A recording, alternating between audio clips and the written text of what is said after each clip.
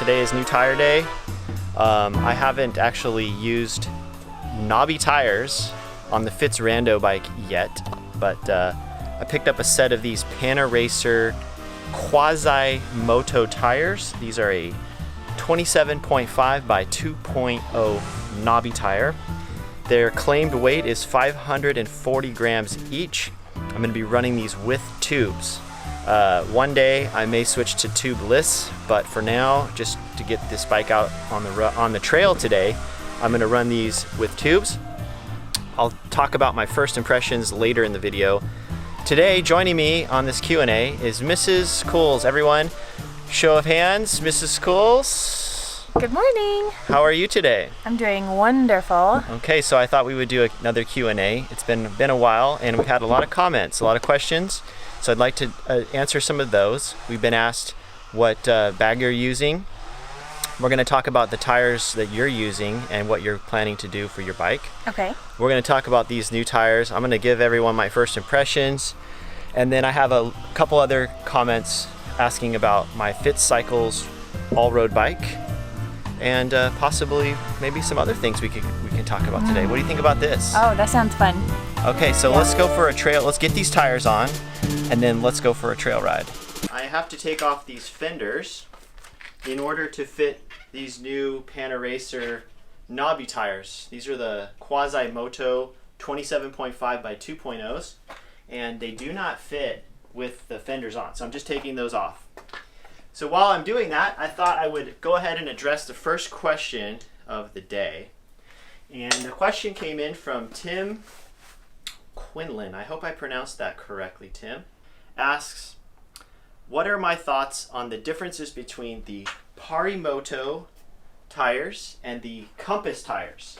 Now, Compass has changed their name to Rene Hers, but basically it's the same brand and same company. And here is the Parimoto tire that was on this bike. And this is a 27.5 by 1.9. And the real differences between the Compass tires or the Rene Hers tires and the Parimotos is that the tread, I don't know if you can, let me dust this off. The tread pattern on the sides is pretty much the same. It has a file tread here, but the center tread is different. This is more of a knurled finish. I don't know if it's going to focus or not, but that's a knurled finish. And then a Compass here, I'll show you what a Compass tire looks like.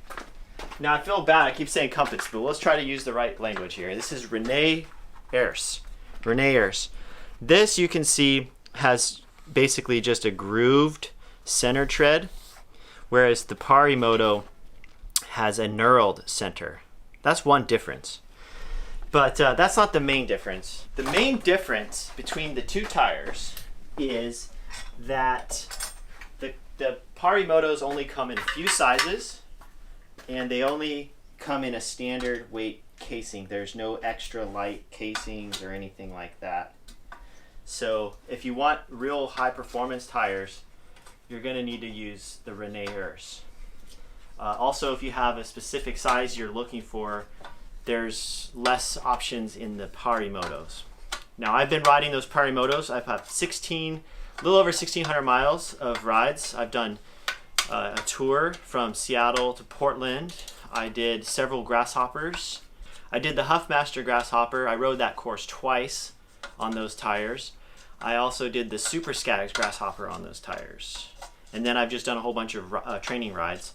And in all of that time, I've had one puncture on the rear, and it was due to a piece of glass that I got on the shoulder of the road. So overall, I think they're great tires. They're very affordable, and they can work for you if you don't need the extra light casings, and if you don't mind setting them up with tubes. I don't know if they're tubeless compatible. So the next question is about this Jules Berthoud saddle. So I got lots of comments and questions about it. But first, take a look at this bike now set up with these Knobby tires. What do you guys think? Gives it quite a different look, doesn't it?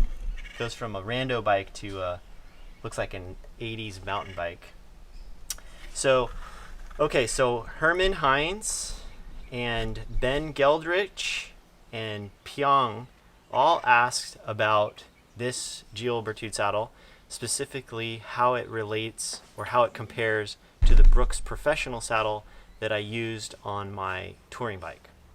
So there's a couple differences between the Gilbertude and the Brooks saddle that I can tell so far. And when it comes to ride quality, this feels a little bit more like your road racing saddle. This is the Gablier, so it's a little bit narrower than the Brooks Professional, and it has more of a road style saddle cut to it. I really like this saddle for riding in the drops when I'm leaning forward, getting more of an aggressive position. And but I also like the Brooks Professional for a long distance, more casual upright position.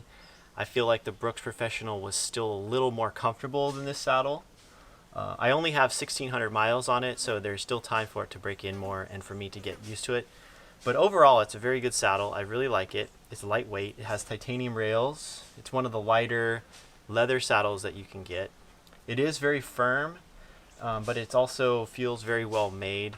The leather is very thick, so I notice it feels about the thickness of the Professional, similar in terms of leather thickness, but definitely more performance oriented.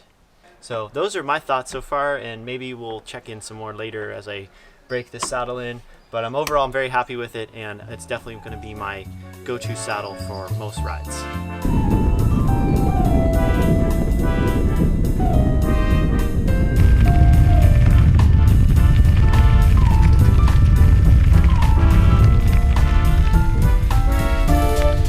We're just making our way up here to the top of this first dirt climb, and the 2-inch Quasimoto tires are doing really well.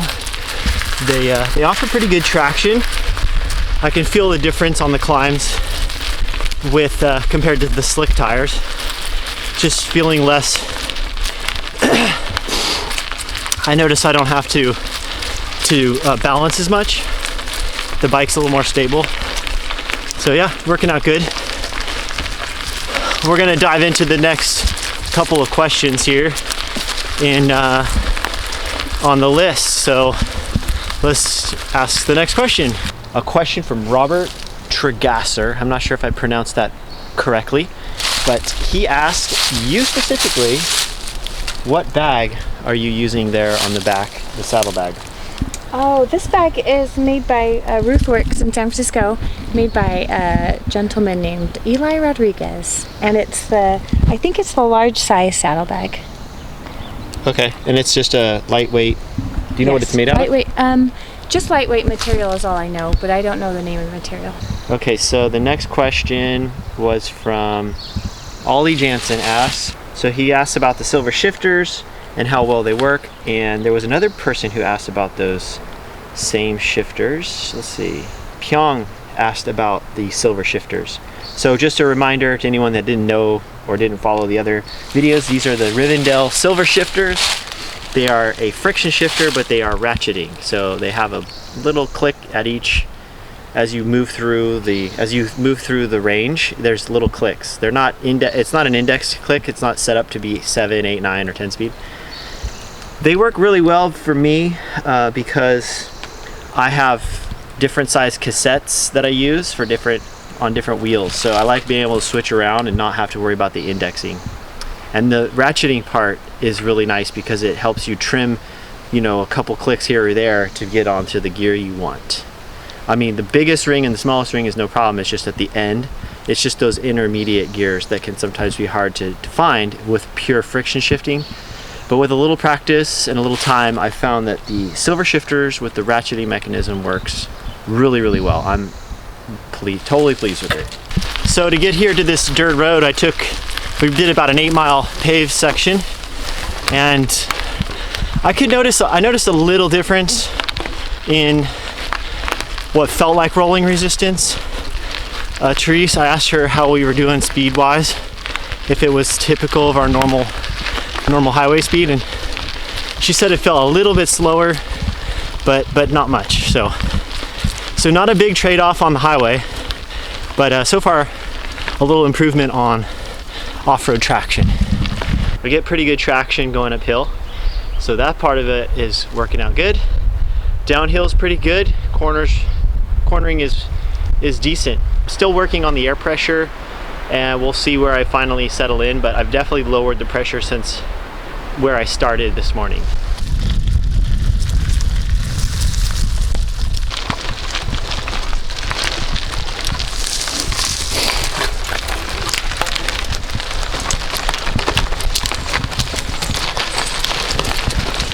So, Miss Coles, something else that came up I wanted to ask you about was your 26-inch tires. I know I've gotten a lot of questions on those, but as I understand, you're going to be switching out tire sizes here. Mind sharing a little bit about what your plan is? Oh, tire sizes or wheel sizes? Both, actually. Both? Oh, okay. Yeah. Well, I ordered a pair of dirt tires that are in the mail. They're Knobby Racing Ralphs. Knobby Racing Ralphs? Yeah. Oh, okay. What are those? They're off-road. They're a fast off-road tire. Okay. Yeah. All right. And that's 26-inch? 26. Uh-oh. But I also understand that you might be switching tire sizes on this bike from 26 to what? Oh, wheel sizes? Wheel sizes, 20, yeah. Oh, 26 to 650B. You're going to do that, huh? So you're going to go with the 650B wheel. And what was your thinking for that? Was the 26 not working out for you on the road, or? Well, I realized that my rims, everything combined, my rims and my hubs and my tires are all pretty heavy, combined to make a pretty heavy wheel set. Okay. So I thought it might be fun to have a lighter wheel set for days that I don't need really sturdy tires and wheels. Uh-huh. So like for a randoneering event or something? Exactly. Yeah. And for a more fast road ride. Okay. So you think the 650B tire and wheel is going to be lighter than your 26-inch wheel?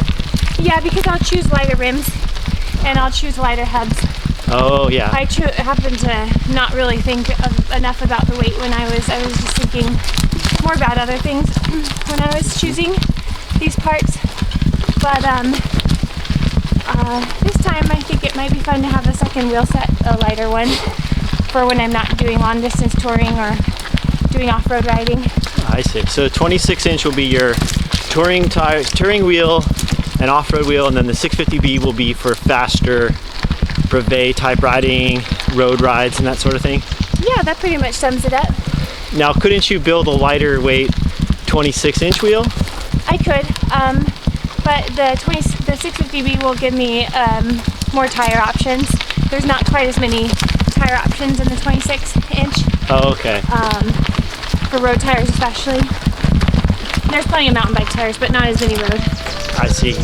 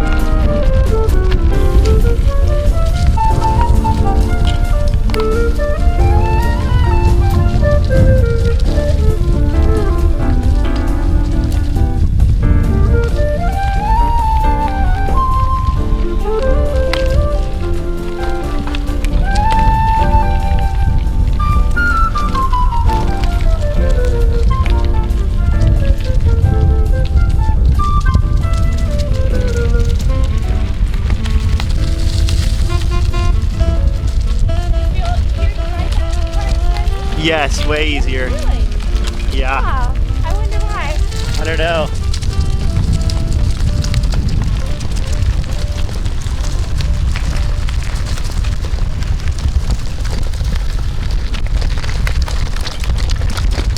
Oh my god, it's still holding on.